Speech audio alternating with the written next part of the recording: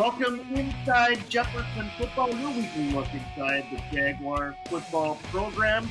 My name is Josh Powers. Coming up on this season finale edition of Inside Jefferson football, we'll talk to the head coach Tim Carlson about the regular season finale against Chaska. We'll also take a look back at some memorable plays this season and a look ahead to what lies in the future of Jaguar football. And in the players segment, we catch up with a couple of the juniors that figure to be important to the team next year, Aiden Bertrand and Austin Bruce. But first, the head coach, Tim Carlson. Coach, a lot going on this week in terms of prep sports, the state of Minnesota shutting things down again. Your team, though, did not play a game this week. You decided to forego that last game. Just talk about everything that's transpired since it seems like a lot's gone on since we ended the season against Chaska not too long ago. Yeah. So we played Wednesday. I get all my dates correct, but we played Wednesday. I found out Thursday night we could possibly have an issue with our team, and if things turned out positive, we would be basically quarantining for 2 weeks, and obviously that would eliminate everything we did. So we met. Kids met. We watched film Thursday. We then came out for practice Friday. And coaches have said it. We had a great film session Thursday night. You know, we got thumped against Chaska, plain and simple, and didn't play well. So you kind of wonder how the kids are going to respond. Great job watching film and asking questions. Thursday, we come out Friday, have one of our best practices of the year. So we love the way the kids responded. They were positive. They did not like the way that we played against Chaska, and we did not play well. So we were practicing Friday.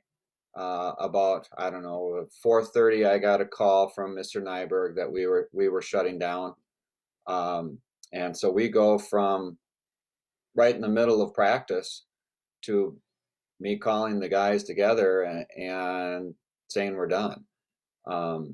Obviously, I've never been a part of something like this. I've never had to end a season just in the middle of a practice to end a season like that. And that was tough. It was tough on the kids. It's tough on coaches. We put a lot into that. And the coaching staff puts a lot into preparing for games, and they love spending that time with kids. They love coaching. This is why we do it. And to end that way, that was tough. We had our B team was playing at Richfield that afternoon. They got to finish and play that game. And a lot of our kids went out to that game and cheered them on, which was impressive as well. A bunch of our players varsity players went and cheered those guys on. And that was it. And that was it for us. I'm proud of the way of our kids basically since June, and what we've been doing. The protocols we've put in place have worked. I can't go into details on everything, but I will tell you, our kids worked hard at obeying those protocols, following those protocols, and they did a great job.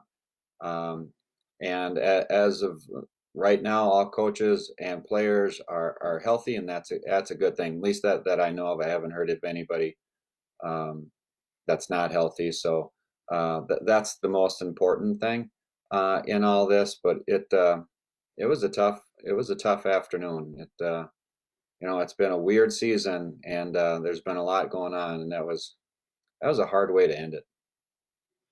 What did you say to the team? Did you get a chance to gather them mid-practice when you got the news, and what was that message? Kind of a spur of the moment message to your team there.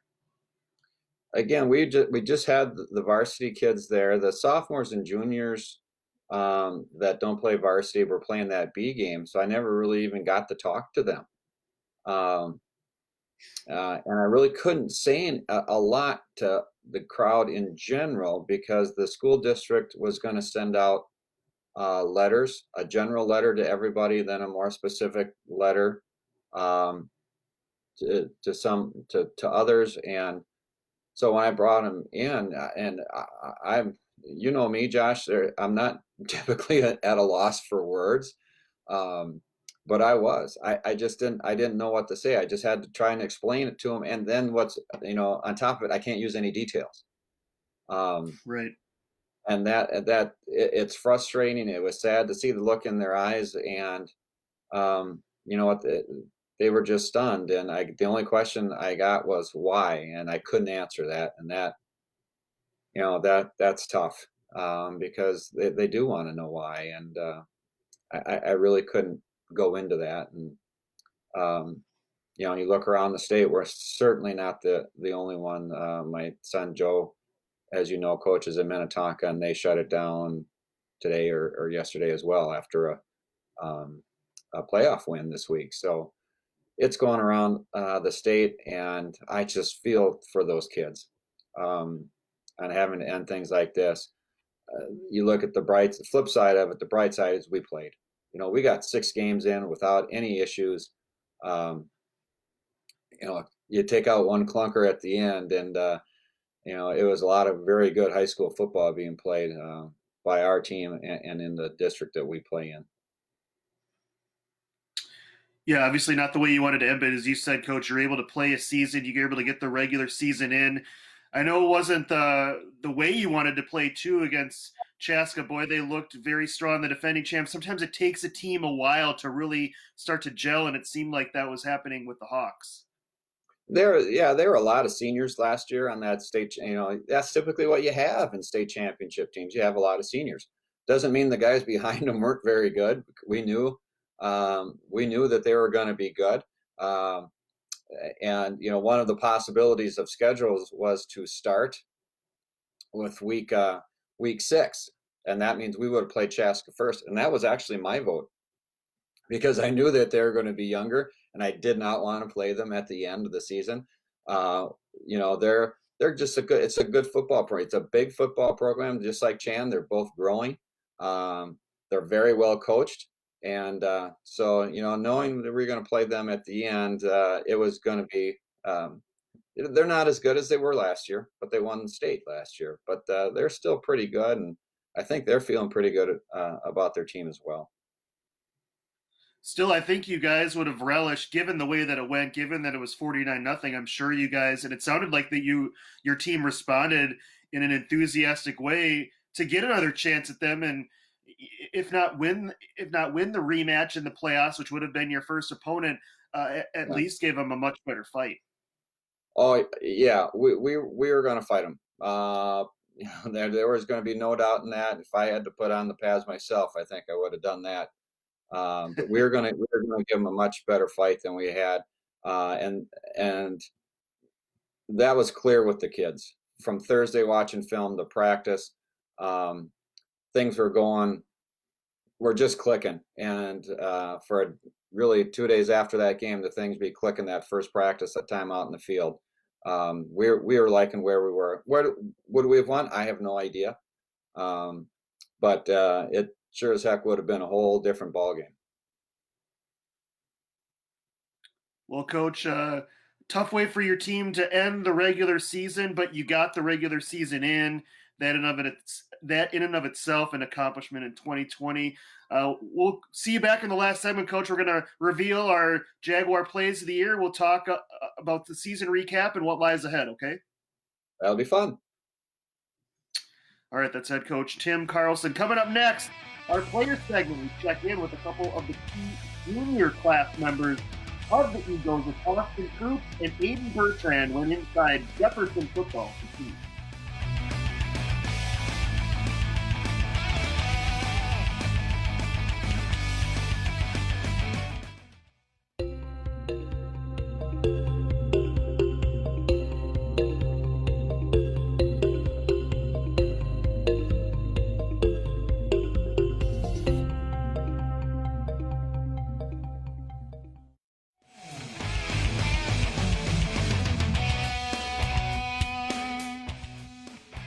Back on Inside Jefferson Football, our Season 7 finale episode, as we take a look back at the Jaguars' 2020 season, an unprecedented season indeed. Time for our last player segment of the year. and a couple of the junior class Jaguars join me now, and Aiden Bertrand and Austin Krupp. Thanks a lot, guys. Good to meet you virtually. Thank you. Aiden, we'll start with you. As a member of this Jaguar junior class, it was really your first year in the varsity getting snaps. I have to imagine the first time you thought you'd be in a Jaguar uniform, you didn't anticipate it would be during a year that featured a pandemic. No, I did not. It was a very very cool experience though, and I was really happy that I could rise to the occasion and I could meet it head on, and I was able to show out in my first like actual like varsity game. One of the cool things about 2020 is you get to take a look inside people's homes when they're on Zoom meetings. Uh, my background isn't normally this bare, but we've got a lot of Jefferson stuff up there now. But I'm noticing a lot of medals in the background. Can you talk about any of those medals? Is this your bedroom? What were all those medals for in the back there?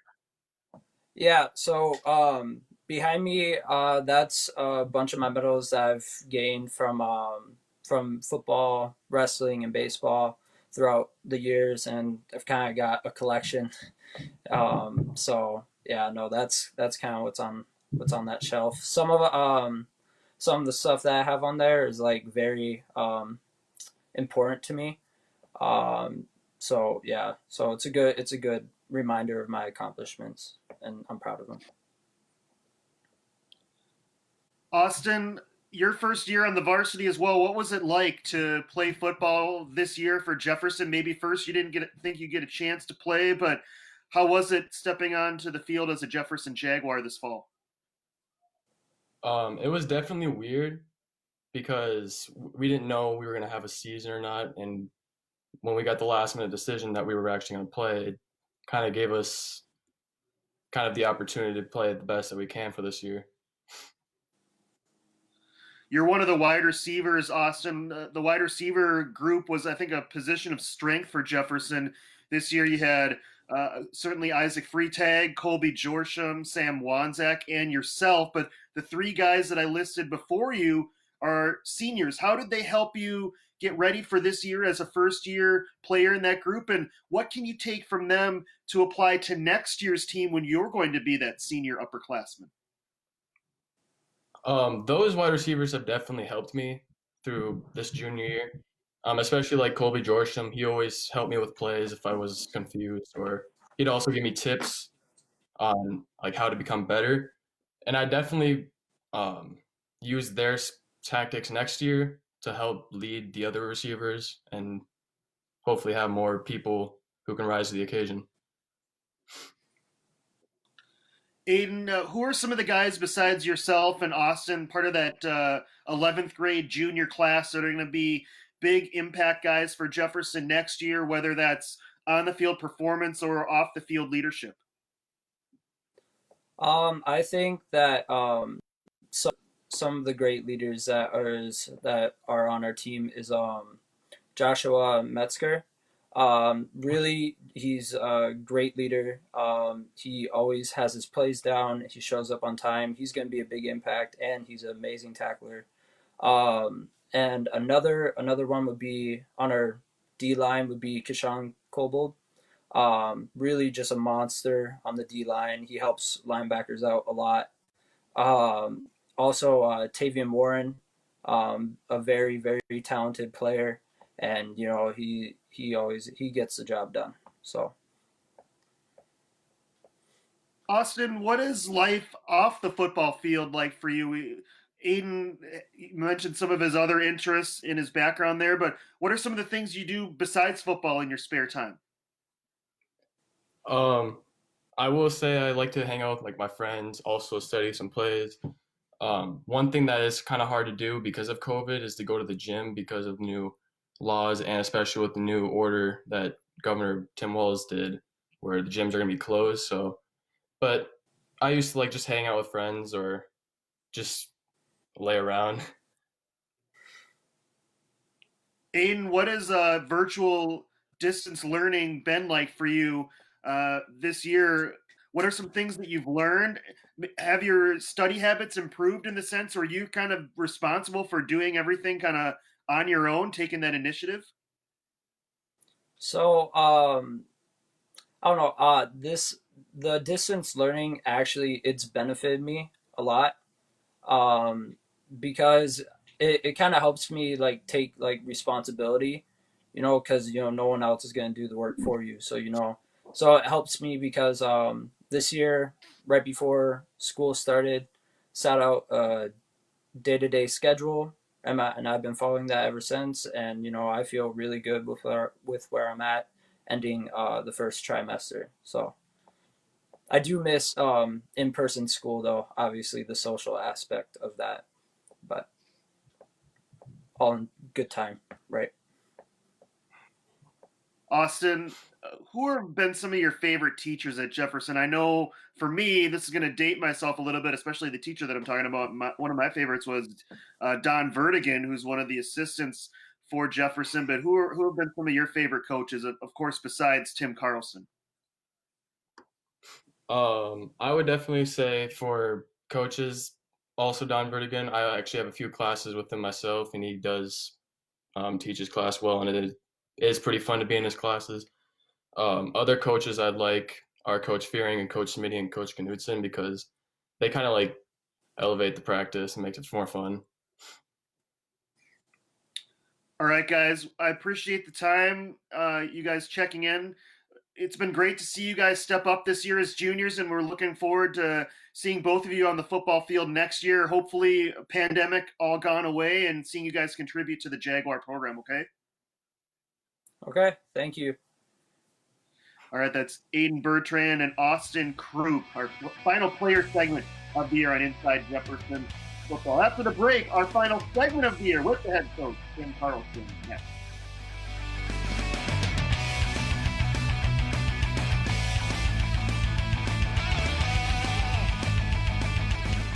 Young people care about the spread of coronavirus.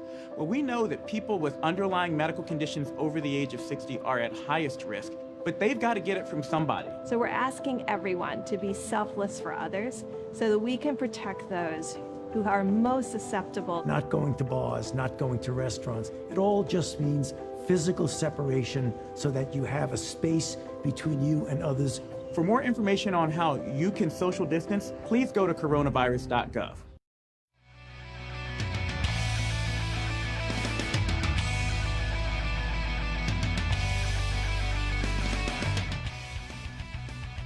Our final segment of the year on Inside Jefferson Football, Season 7. I can hardly believe we've reached the end of Season 7. Our show originally thought up by Tim Carlson, and he joins me now, Coach. Year 7 of this program. Hard to believe that it's gone by really quickly. It has. And you mentioned having Verdi as a teacher, and I think I'm going to make you feel old again here, Josh. You look at some of the guys we have coaching. Peter Knutson. You remember watching Peter play. Right. My son John was coaching, and you'd be proud there, Josh. My Johnny called plays for the B team and almost got tossed by an official in our last game. So his mom was there watching, and she sent me a text. I wonder where he gets that from. I don't know. I don't know where he gets it from, but so yeah, date yourself on feeling old here. But I was looking around my room, Josh. You and I need those lights around our ceiling. I'm looking at my office here. We need those violet lights on, like those two guys had. I think so. I think it'd be a good look to maybe tone down this room. I get maybe too worked up because I'm in this room all the time, both for this and for my 9 to 5 job. But Coach, right now we're gonna reveal our top 4 Jaguar plays of the year, and we're gonna go in order from 4 to number 1. We'll save the best for last. Special teams was big for you guys all year. Here you get a big block punt in your win against Apple Valley. Yeah, that was a game turner. I believe that was, I want to say Colby got it, if I'm not mistaken. Then Sam wanted to pick it up. Yeah, come right here. And you know what? We blocked, I want to say 3 or 4, and then we were so close. many other times. Too close, obviously, against Chaska, but that's part of it when you go for to block it, because we did have success with that this year. Play number 3, you didn't want to leave Roosevelt Cage out of it, Coach. He had such a great year. 637 yards on the ground. That's over 100 yards per game. He was certainly a key here. Doesn't get all the way to the end zone, but boy, it was exciting to watch number 22 run. Yeah, Rosie had a real good year. Overall, we were very happy with the run game. To have a rusher go over 200 yards in the game and back it up again, well over 100 the next week. Yeah, Rosie runs hard all the time. So he had a great year, but again, he'd be the first to say it all starts up front. Our old line did a great job for him. Play number 2, Carter Hansen did such a great job for you guys. The completion percentage maybe not what you wanted, just under 50, but my goodness, 11 touchdowns, only 4 interceptions. Here he finds Colby for a big explosive play. Such a great weapon, you guys, in addition to that running game, having an aerial attack that you can count on. Yeah, and we talked about this earlier in the year. Carter really matured. One of the reasons that the percentage is lower, the interceptions were down because they thrown the ball away. So he wasn't trying to force it in there. So he was taking incompletions, which makes his stats look worse, but he wasn't hurting the team. We weren't taking sacks, we weren't risking fumbles, we weren't trying to force the ball in there that might be fit. So Carter matured. I would have loved to have seen Carter play 8-9 games rather than just the 6. Because I think he was just getting better and better, along with our receivers. What do you think the number 1 play is, Coach? Can you guess? You know what? There's a nice, we had the nice one at Chan on the little sail right before the half. We had a nice slant to, I want to say Isaac against Benilde.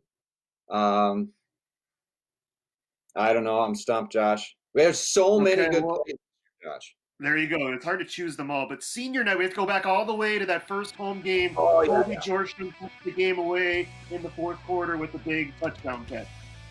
Yeah, this is a nice post pattern again. A great catch by Colby. Set up well. Really set up well by the plays we were calling earlier. And it was on a roll. Carter throws a nice pass here. Again, well protected. But, I mean, you can kind of see he has plenty of time. He just throws it to the spot where he knows Colby's going to be. But it starts with the time. When he had the time to step up, wait for the route to develop, and hit Colby in mid-stride, and there she goes. Talk about this senior class, Coach. You're able to get a full regular season in this year, a season that we've talked about all year. We weren't sure it was going to happen, and now it kind of ended just when everything's kind of being shut down again. But what do you have to say about this senior class, how they've handled everything, and how they've kind of put their stamp on Jefferson football? You know what? I'm truly proud of them. We had a couple of kids that hadn't played really much before come out this year that helped us, obviously. But to have your school year just shut down all of a sudden, summer you're told you can't hang out with friends. We had a little video contest. They were sending me videos of what they were doing to work out, and we had some fun that way. But to say that this was unfair would be an understatement. It was unfair to them. It's no one's fault. There's no one to blame. It's just unfair and unfortunate. So they responded in a big way. They were positive. They were ready. They wanted to succeed. And when the bell rang, we played some good football here at the end. Again, you ask any coach in 5A, we are in the toughest district. That's just the way it is. And our section playoff group is probably the toughest in 5A as well. So we know that, in fact, I think I told you earlier, John Anderson of Kennedy, who played and coached with me, he called me up as soon as he saw our schedule, and he's kind of teasing me about our tough schedule. Our kids never wavered. We made mistakes. Yep, we did this wrong or did that wrong. Coaches make mistakes. But I am so proud of our kids at the way they handled not just these last 8 weeks or so, but what they started doing back in April and in May and all through the summer. They wanted to play so bad. And I'm so happy that they got that opportunity to get in our 6 games. Well, Coach, I missed the time in person. I said that to Kedrick earlier tonight. It's been a weird year. Thank you for the time this year. As always, on Inside Jefferson Football, I look forward to hopefully us being in person starting year number 8 back next fall. And again, appreciate the time, and hopefully 2021 is a little bit more of a normal year than 2020. I certainly hope so, and thanks to you. You do a great job. Not just with this show, but covering the games, and I appreciate everything. Tom Ringdahl, who does so much for Bloomington kids, and I appreciate all that Tom puts in. And Paul, I miss the needles back and forth with Paul, whether it be on the sideline or in the studio. Paul works so hard, and he doesn't get all the credit that he deserves with that too. So I truly appreciate all you do for the schools in Bloomington, obviously Jefferson, but it's work that doesn't go unnoticed. Thank you guys very much for that. All right, Coach, year 7 of Inside Jefferson Football in the books. That's the head coach, Tim Carlson, as we put a bow on the Jaguar season 2020. Again, want to thank our entire crew, especially Tom Ringdahl, and of course Paul Fournier. 2020 at least was able to bring him back, which was a blessing here on BEC-TV. For our entire crew, this is Josh Powers saying good night from our virtual studio.